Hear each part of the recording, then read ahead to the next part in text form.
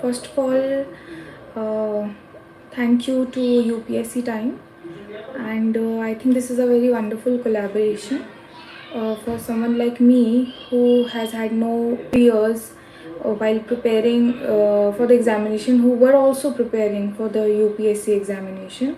I often resorted to these topper talks that are available on YouTube to seek guidance, to get a preparation strategy. So I think such kind of platforms are very useful for the aspirants to have a comprehensive strategy, and basically these are luminary to how we can ease the way in which we are preparing.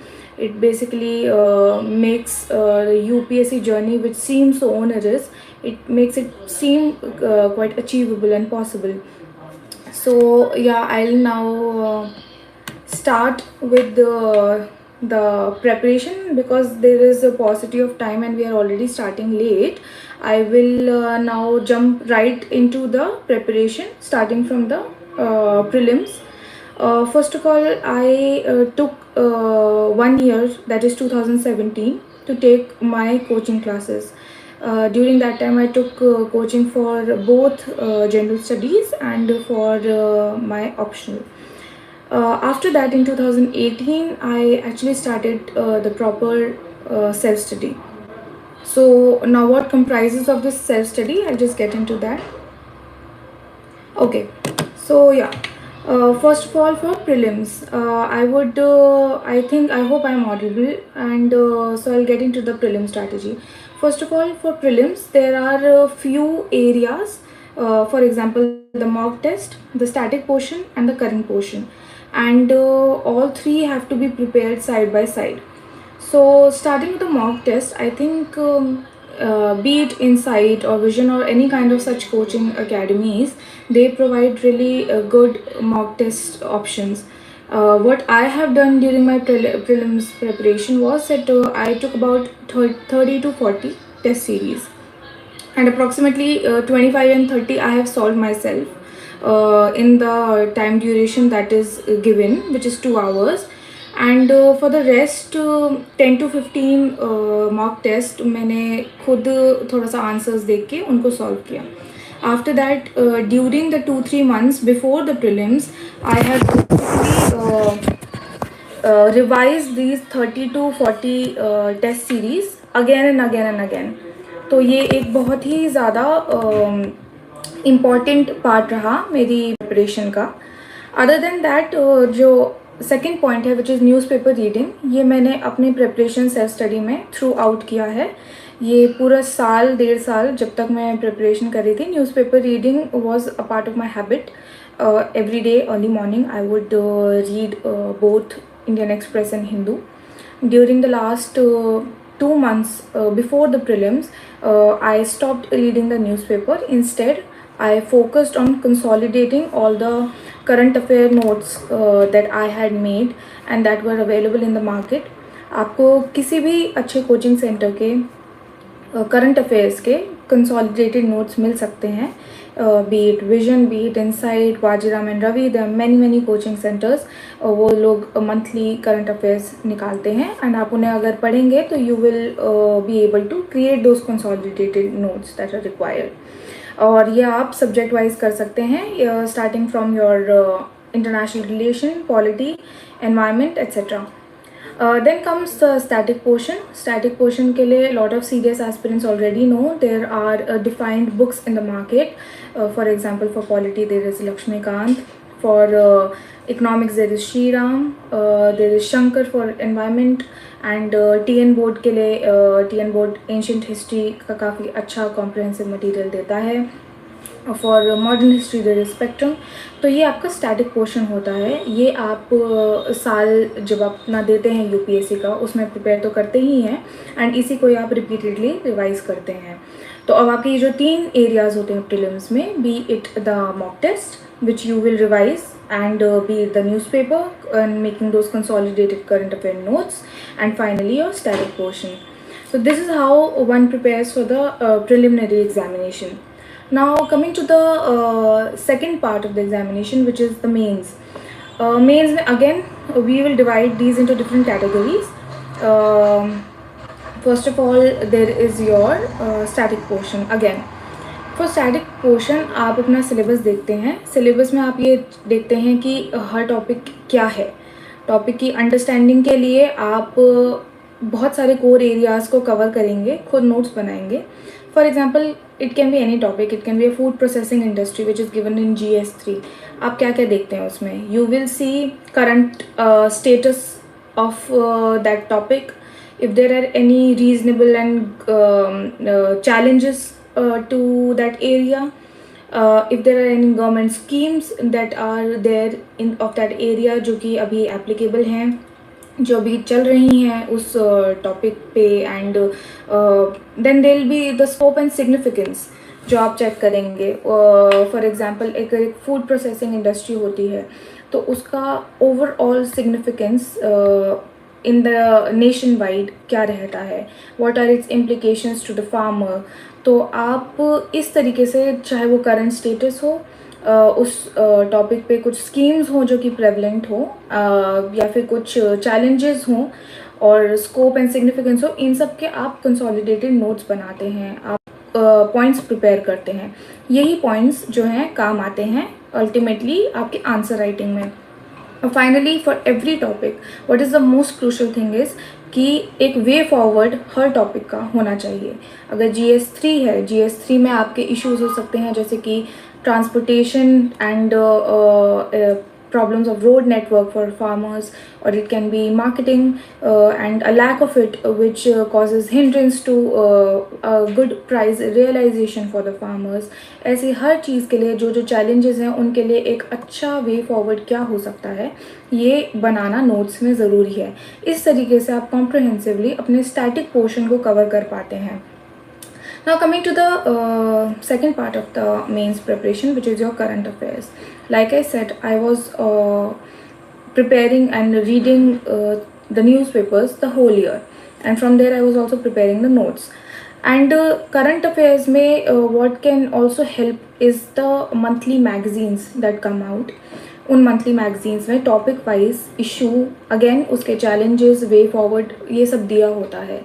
तो ये आपको काफ़ी benefit कर सकते हैं. ऐसे में आप क्या करते हैं, आप दोनों चीज़ें देखते हैं. एक कि ऐसा कोई टॉपिक होगा जो ऑल टुगेदर न्यू होगा, उसके बारे में कोई इन्फॉर्मेशन आपने पहले कभी कवर नहीं की होगी, तो आप उसको एज इट इज़ अपनी बुकलेट से पढ़ सकते हैं. सेकेंड जो होता है वो होते हैं कुछ ऐसे topics, they are in vogue all the time. It can be the international relations, the India China relationship, it can be the India Russia relationship, in the polity it can be sedition and topics like that. These are always in vogue and they keep coming back in news. तो ऐसे topics पे आपने already कुछ ना कुछ जो है notes पहले से बनाए हुए होंगे. तो इस ऐसे में जब आप करंट अफेयर्स की बुकलेट पढ़ते हैं तो उन बुकलेट से ऐसे कुछ अच्छे पॉइंट्स निकाल पाना जो कि मे बी आपने नोट्स में कवर नहीं किए हैं, वो आपका स्ट्रैटेजी रहता है. तो आप for example, I am preparing my notes on death penalty. तो मुझे एक मंथली मैगजीन में एक जजमेंट मिल जाता है, जैसे कि Shatrughan Chauhan judgment which says that undue delay amounts to torture. अब ये एक सिंपल लाइन है एंड आप इसको लेंगे और अपने नोट्स में इंकॉर्पोरेट कर लेंगे, so that when you are revising you revise this judgment also. And in the similar way a lot of facts, a lot of judgments आपको मिलते रहेंगे over the time in the current affair monthly magazines, और वो आप अपने notes में incorporate कर सकते हैं. सो इन दिस वे आप अपने करंट अफेयर्स को और ज़्यादा होलिस्टिक बनाते हैं और आप उनको इस तरीके से बनाते हैं कि आपकी आंसर राइटिंग की क्वालिटी इम्प्रूव होती है. अगेन अब हम थर्ड टॉपिक पे आते हैं मेंस के, which is mock test. Like in prelims, in mains also one has to give mock test again and again. So उसके लिए चाहे वो विजन IAS हो या कोई भी अकेडमी हो, वो अच्छे मॉक टेस्ट आपको ऑफर करेंगी. एंड द स्ट्रैटेजी इज़ कि आप जितनी ज़्यादा आंसर राइटिंग कर सकते हैं आप करिए, एंड देखिए कि whether you are adhering to the time limit और नॉट, क्योंकि आई थिंक मेंस में दोनों चीज़ें इंपॉर्टेंट है. आपके आंसर की क्वालिटी जो कि आती है एक नोट्स अगर आपने ठीक से बनाए होते हैं तो, एंड दूसरा ये कि आप उन नोट्स को प्रॉपरली अपने आंसर में रेप्लिकेट कर पाएँ। तो उसके लिए ज़रूरी है कि आप काफ़ी सारे मॉक टेस्ट दें और आप देखें कि आप हमेशा अपनी लिमिट, जो टाइम लिमिट है, उसे अडेयर कर पा रहे हैं एंड अपने आंसर्स को within that time limit complete कर पा रहे हैं and keeping all the important points in your answer. So this is how you use the mock test. और यही मॉक टेस्ट जब आप अपने कोचिंग सेंटर में देते हैं तो ये रिव्यू होके आते हैं। For example, I remember during my time I had the problem of not keeping my introduction in my answer crisp and precise. This was pointed out to me by such coaching centers जिनमें मैं अपने answers को submit करती थी. So I think from there I learned that yes, keeping the introduction crisp and precise really works in one's favor, क्योंकि जब आपका examiner आपके answer sheet देखता है, सबसे पहले वो इंट्रोडक्शन देखता है। तो अगर आपने इंट्रोडक्शन में इस तरीके से लिख पा रहे हैं कि आप उसको उस टॉपिक को अच्छे से एक्सप्लेन कर पा रहे हैं इन 4-5 लाइंस, और आपको एक अंडरस्टैंडिंग है उस टॉपिक की, वो रिफ्लेक्ट कर जाती है एक अच्छे इंट्रोडक्शन में। वो एक बार एग्जामिनर देख लेता है तो it builds their confidence also कि the student knows what they are writing about. So that was the importance of an introduction, a good introduction that I learn from mock test. तो इस तरीके के कई सारे पर्सनल टू यू जो corrections आप कर सकते हैं in your answer writing, you will be able to get it through mock test. Now coming to the another part of mains preparation, which is why I chose botany as my optional subject because of my background in life sciences. अब optional कैसे choose करना है या कौन सा choose करना है, usually आपका खुद का कॉल होता है। ऑप्शनल ऐसा होना चाहिए which excites you, it should be something जो आप बार बार पढ़ने में आपको मज़ा आएगा और आपका एक बेसिक अच्छा अंडरस्टैंडिंग एंड फाउंडेशन अगर उस ऑप्शन में होता है, it always works in your favour. तो अगर for example I have a background in life sciences, then me choosing botany works in my favor because मैं हमेशा botany के core concept से somehow अपने graduation को link करके connect कर सकती हूँ, and for me that preparation is again more comprehensive in nature. So similarly, choose an optional that you connect with the most. A lot of people, they diversify and then they don't go for an optional which is related to their graduation or post graduation, and it is nothing to be worried about. I think ऐसा option होना चाहिए again जिसे जब आप पढ़ते हैं तो आपको अच्छा लगता है उसे पढ़ने में, you enjoy the subject. So this is the 4 areas that I wanted to talk about. It was a static portion, how to prepare notes. The second I talked about was the current affairs. Third was your mock test, and your fourth one was your optional.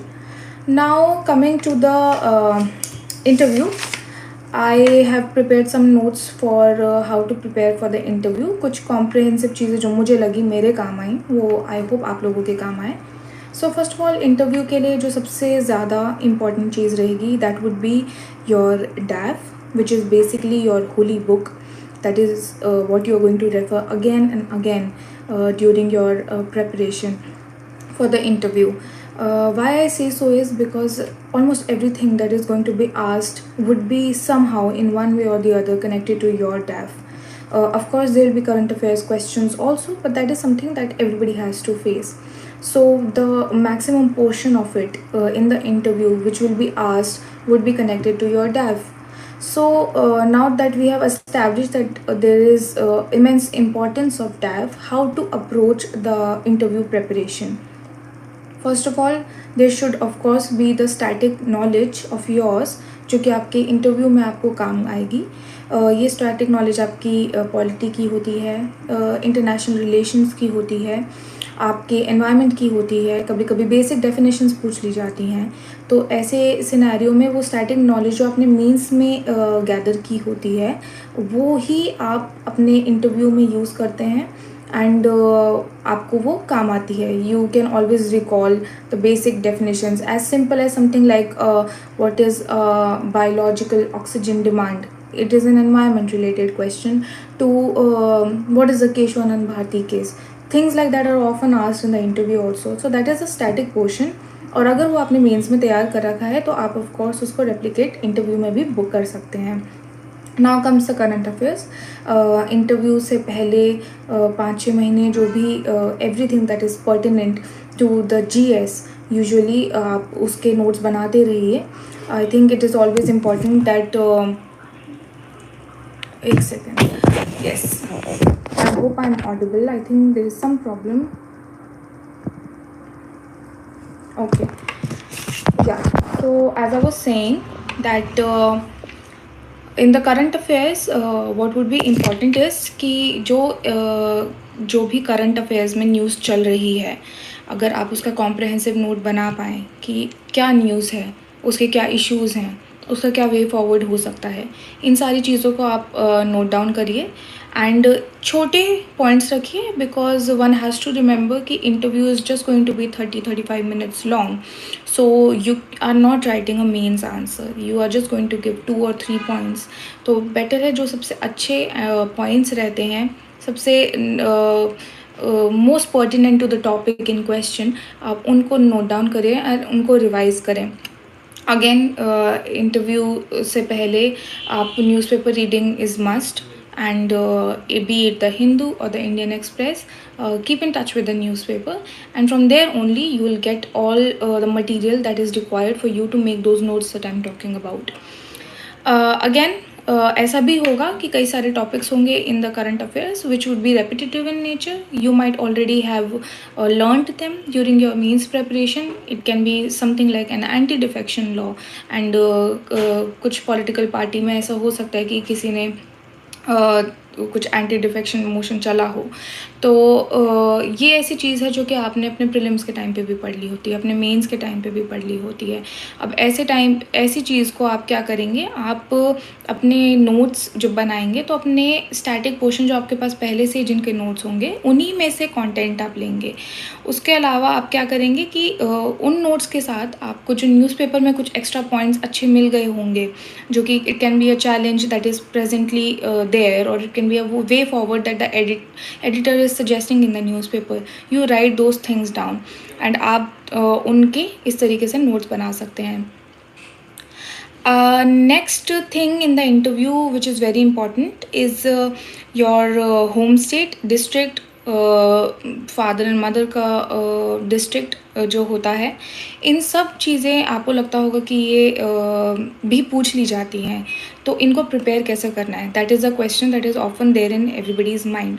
तो चाहे वो आपका home state हो या आपकी district हो, उसकी history, उधर अभी प्रेजेंटली कुछ चैलेंजेस हैं, अगर वहाँ पे क्या स्कीम्स हैं, क्या काम चल रहा है, ऑल ऑफ दीज थिंग्स अगर ये पता हो तो it's always good if the interviewer ask you, you will be in a very good light अगर आप इस तरीके के क्वेश्चंस को आंसर कर पाते हैं। तो अगेन आप अपने स्टेट के, for example I belong to UP, so I should know a lot of things about UP, be it its administrative structure, be it the schemes that are prevalent, the major issues in my state, the major potentials of my state. So basically a proper SWOT analysis is what it is called, of the country, of the state is very important. SWOT, you mean it means strength, weakness, opportunities and threats. So this kind of a comprehensive preparation for your state is also required, because a lot of times आपके state से directly questions आ जाते हैं in your interview. Now when it comes to the interview, a lot of time the your background, be it your optional, your graduation, post graduation, all of these are asked. So my advice is that, for example, I have had my optional as botany and my background is microbiology and biotechnology. What I think मैंने जिस तरीके से preparation किया है, it's very important कि आपको जो basic definitions होती हैं अपने subject की, वो तो डेफिनेटली पता होनी चाहिए। It's a must that you should know the basic definitions of each and every topic of your graduation subject, क्योंकि इंटरव्यूअर बहुत ज़्यादा डिटेल में आपसे नहीं पूछेगा। that is some detail that you only will know and you only can answer. What they want to see is that do you still have that basic understanding of your optional subject, do you have that basic understanding of your graduation subject, and for that those basic definitions should be remembered and आप उनको एक crisp and concise manner में अपने interview में बोल पाएँ, that is what is expected from you. Other than that, I think what is also, for example, any science student who has had a science background like me, मैंने अपने interview के लिए चाहे वो बॉटनी हो या माइक्रोबायोलॉजी, उससे related कुछ भी pertinent scientific experiments and discoveries हो रही हैं, तो मैंने वो भी लर्न किए हैं. जो रीसेंट नोबेल प्राइजेज़ में विनर्स रहे हैं उनका क्या काम रहा है वो भी मैंने पढ़ा है. इस तरीके से आपके सब्जेक्ट का जो करंट कुछ भी चल रहा होता है वो भी आप प्रिपेयर करते हैं during the interview. Then the second last thing in the interview preparation I would say is your hobbies, and it is no less important, it is equally important I would say. चाहे जैसे for example मेरा hobbies had been dancing and my exposure to some level of modeling during my graduation and post graduation.